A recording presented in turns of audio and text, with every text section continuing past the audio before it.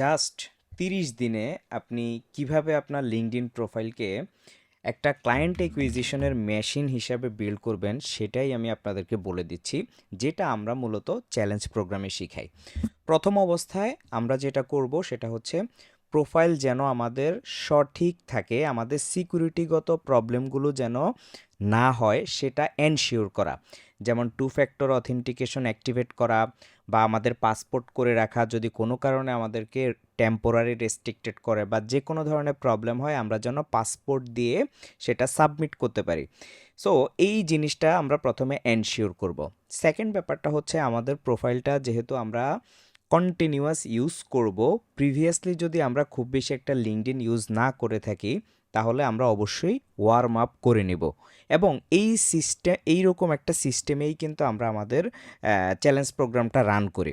So প্রথমেই আপনি security ব্যাপারটা জানবেন, এগুলোকে ঠিক করবেন, দেন হচ্ছে যে আপনি প্রোফাইলটাকে ওয়ার্ম আপ করে নেবেন। ওয়ার্ম আপ মূলত হচ্ছে লিঙ্কডইনের অ্যালগোরিদম যেন বুঝে যে আপনি অ্যাজ এ রোবোটিক হিসেবে কাজ না করে একজন হিউম্যান হিসেবে আপনি কাজ করতেছেন।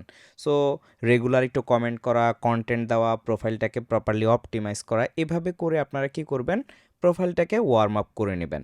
দেন হচ্ছে এই প্রোফাইলটাকে অপটিমাইজ করার আগে আপনার যারা কম্পিটিটর আছে তাদেরকে আপনি রিসার্চ করবেন।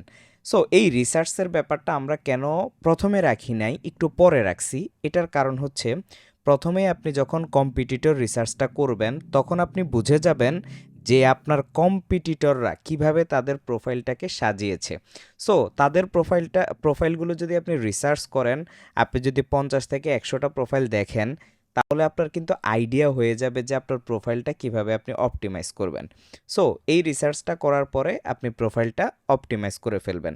পাশাপাশি আপনি আপনার নিশ সিলেকশন করবেন, আপনার বায়ার পার্সোনা রেডি করবেন, আপনার এঙ্গেজমেন্ট করবেন প্রতিদিন, দেন হচ্ছে আপনি কন্টেন্ট ক্রিয়েশন করবেন।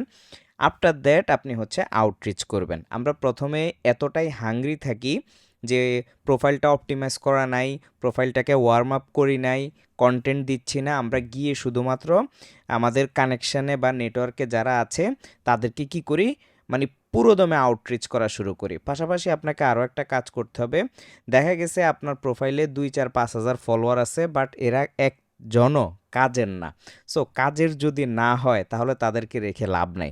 এদেরকে একবারে রিমুভ করা যাবে না, এদেরকে আপনি আস্তে আস্তে করে তাদেরকে ডিসকানেক্ট করে দিতে হবে। কারণ এটা কিন্তু ফেসবুক না, এটা হচ্ছে লিঙ্কডইন। এখানে আপনি প্রফেশনাল ওয়েতে এমন কাজ করা যাবে না যে আপনার ক্লায়েন্ট একুইজিশন বা আপনার ব্র্যান্ডিংয়ের কোনো প্রকার প্রবলেম হয়। সো এখানে আপনি 40-40-30 এরকম একটা রেশিও ধরে আপনাকে কাজ করতে হবে। 30% আপনার হচ্ছে কিছু ইনফ্লুয়েন্সার, 30% হচ্ছে আপনার যারা হচ্ছে যে আপনার কম্পিটিটর বা আপনার নেটওয়ার্কে যারা কাজ করে এরকম টাইপের অ্যাক্টিভ লোক, তারপরে আরও 30% ধরেন আপনার, 40% ধরেন আপনার যারা অডিয়েন্স, যারা আপনার বায়ার পার্সোনার মধ্যে আছে। এইভাবে করে আসলে আপনাকে জিনিসটাকে কি করতে হবে, ক্যালকুলেটিভ ওয়েতে আপনাকে নেটওয়ার্কটা বিল্ড করতে হবে। দেন আপনি আউটরিচ করবেন, তারপরে পাশাপাশি আপনি ক্লায়েন্ট পাবেন। সো এইভাবে করে আমরা হচ্ছে যে কি করতেছি, 30 ডেজের একটা প্ল্যান বা রোড ম্যাপ আমরা রেডি করি, বা আমরা এই জিনিসটাকে ডেলিভার করি যে আপনিও এই যখন জার্নিটার ভিতর দিয়ে যাবেন তখন দেখবেন যে আপনার সব কিছু অলরেডি গুছানো হয়ে গেছে। লাস্টলি আপনার যেটা প্রয়োজন, আপনি হচ্ছে কনসিস্টেন্ট ওয়েতে কাজ করবেন, দ্যাটস ইট। সো এটাকে আসলে খুবই কমপ্লেক্স করার প্রয়োজন নাই। আপনি যদি জাস্ট হচ্ছে যে এই সিস্টেমগুলো মেনটেন করেন বা আমাদের দেখানো সিস্টেমগুলো যদি ফলো করে এই ব্যাপারগুলোকে মেনটেন করে আপনি কাজ করতে থাকেন, আপনি ক্লায়েন্ট পাবেন, আপনার ব্র্যান্ডিং হবে, আপনার ইনবাউন্ড লিড আসবে, আউটবাউন্ড করলেও আপনার ভালো কাজে দিবে।